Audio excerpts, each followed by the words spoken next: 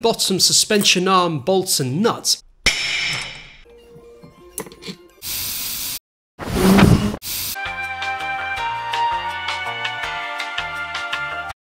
Huh? Traitor! Unsubscribing right now! Don't worry, the thumbnail is not clickbait, I promise you. Hiya folks, welcome back. Apologies for the huge gaps between episodes. You have to bear with me and my unusual schedule. It's a challenging process. In today's episode, we start off by changing the oil in the new LSD of the Pilgrim. According to Kejja Motorsports instructions, we have to change the oil once we have done 100 miles. Also, there are a few unexpected surprises throughout the video, one of which you'll have to watch until the very end. Let's get on with the show. You can try assembling that. Have you actually ever assembled it? Never, brand new, Dave.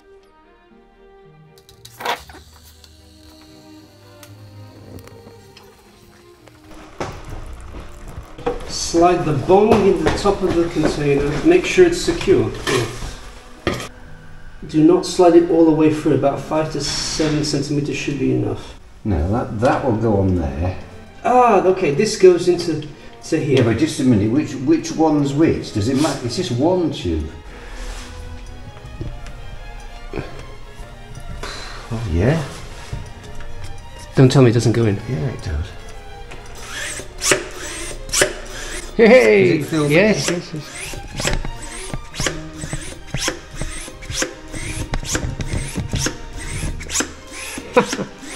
Well, that was worth buying, that. Yeah. And I nearly Didn't bring it?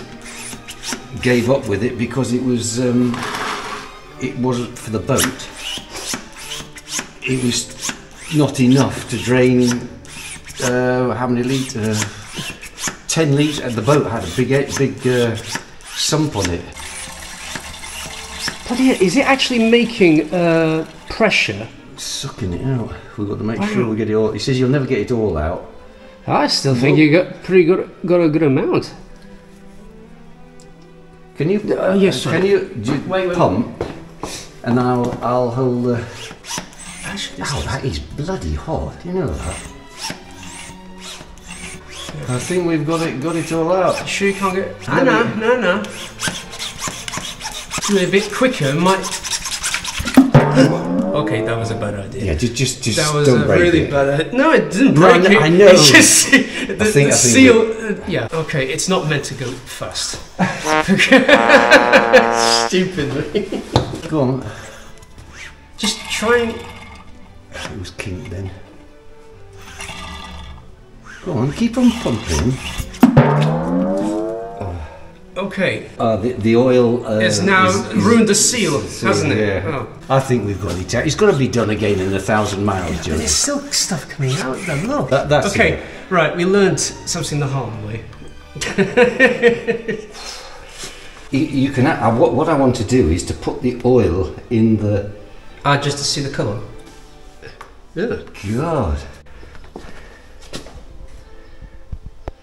It's like somebody vomited. Green, sort of.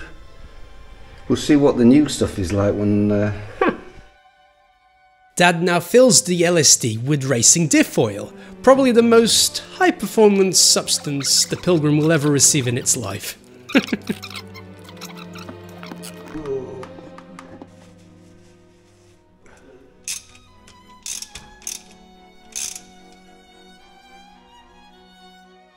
These tiny little metal shavings are the result of the first 100 miles. I'm curious what it will be like after 1,000. I forgot to mention that the oil change was done just after the events of the last episode, so let's pretend that we now definitely take the Pilgrim to be tracked and balanced. La dee dee, la dee da, la da da da dee dee ba da, dee ba dee ba da.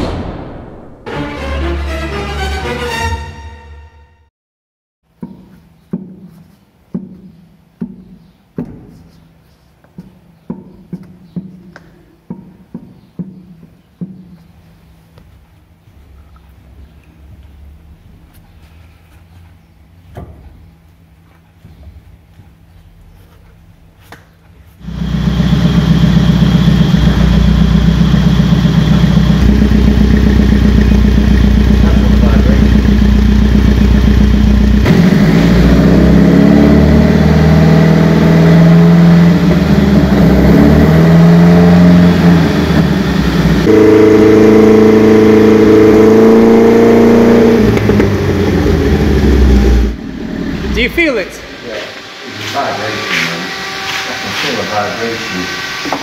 It's exactly what I was feeling.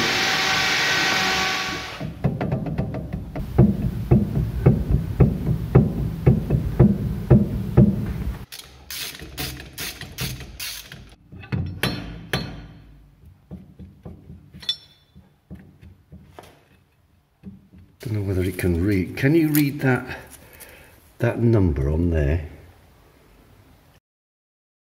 0.00. 0.05. Right. It's nearly taking it's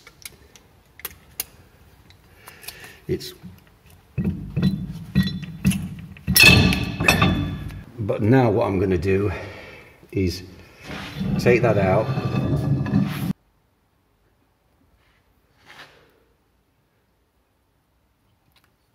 Let me just see what it's like. Yeah, and then you put it to here. What was it? 71.98, wasn't it? Yeah. Yeah. It's 71.91 versus 71.98. For those completely clueless to what you just witnessed, Dad discovered a vibration whilst driving back from the tyre shop. After much analysing and opening up the diff, Dad in short discovered that the wheel bearings were slightly undersized and weren't interference fitted properly. Hence the clink clank you could hear and see. Luckily, everything else was fine, apart from wasting a container of oil.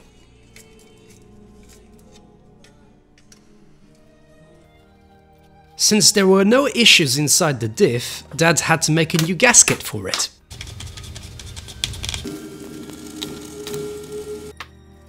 After finishing the gasket, Dad then degreases all the surfaces, then applies gasket sealant.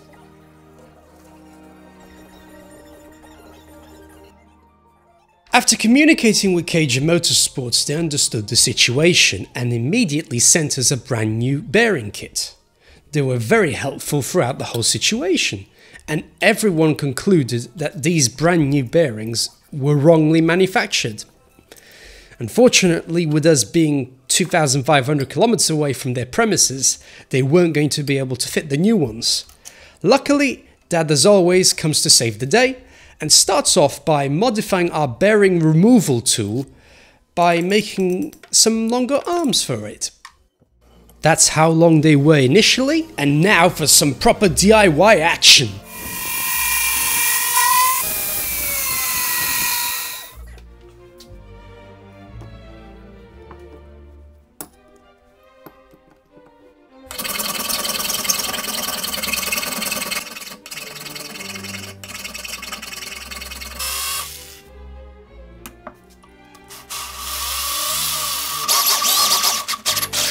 There they are finished. Those are the originals, and those are the new ones.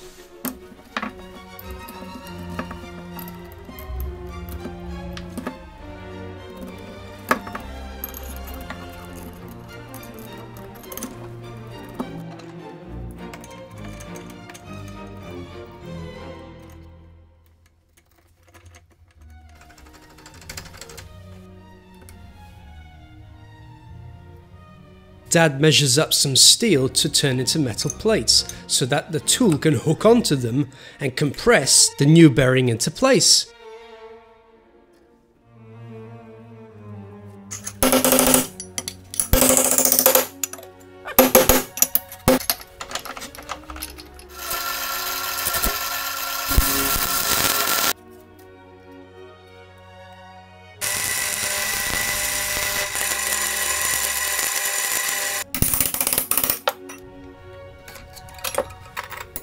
And that's them finished.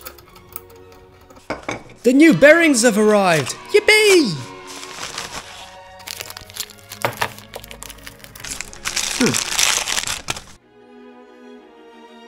They are different bearings.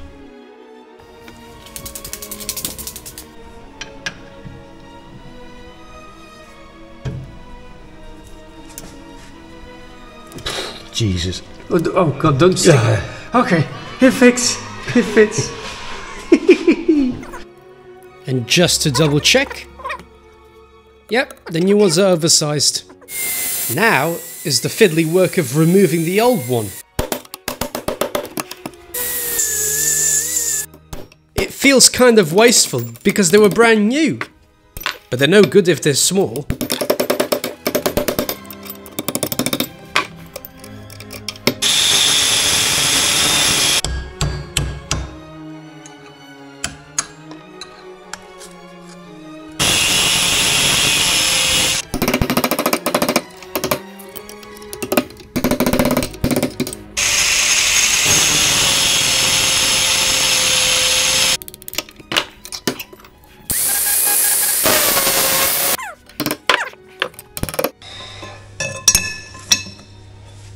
Before one forgets that.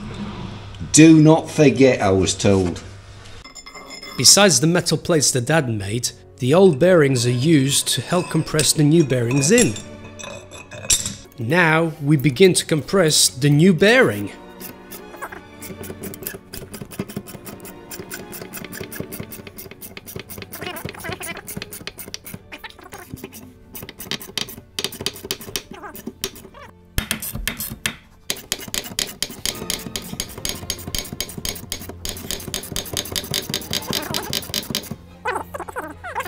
And that's one in!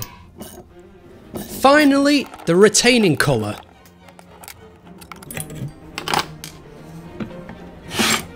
Ta-da! Dad also welded some blobs on the retaining collar for extra security, a recommendation by Kejja Motorsports. Oops!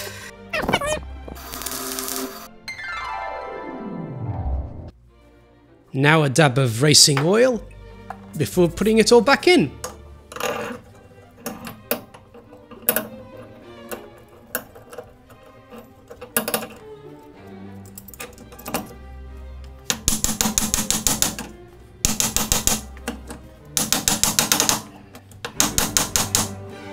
The backplate and the hub are now screwed together and torqued.